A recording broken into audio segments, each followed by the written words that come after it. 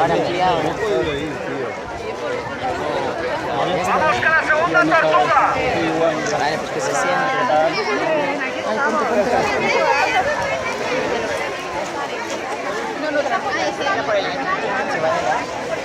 Qué chulo, nene. Está guay, ¿eh? Agacha un poco. Qué chulo, le va a hacer una super foto.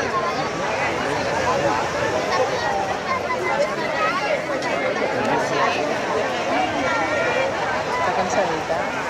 Parece. No, va yendo. Sabe dónde está el agua. ¿Qué bol es este? El albero, más. Vale, Pepe. Esta sería una noticia chula, ¿vale? Periódico. Por la parte derecha. Es de una... Ojalá no. Tiene cuidado que y va a sacar de nuevo. Ahora se va a ver para acabar.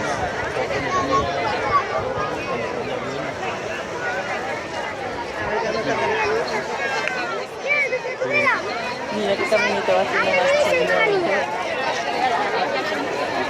Ay, se va a estar respirando.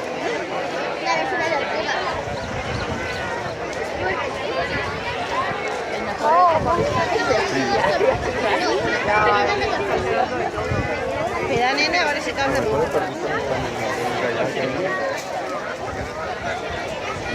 Pues sí que tarda.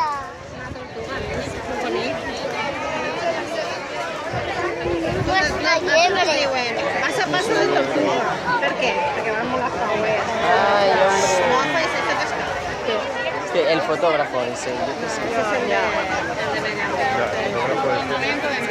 Chico, donde estabas bien. Hola. Ahora.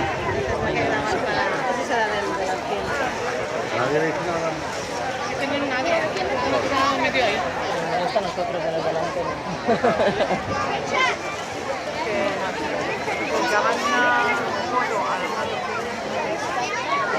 Mira, ahora.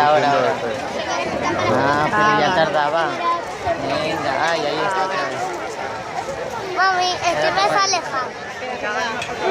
Y el grande, que se quita el grande. Ya está en el agua. Mira, por lo menos lo han visto ahí en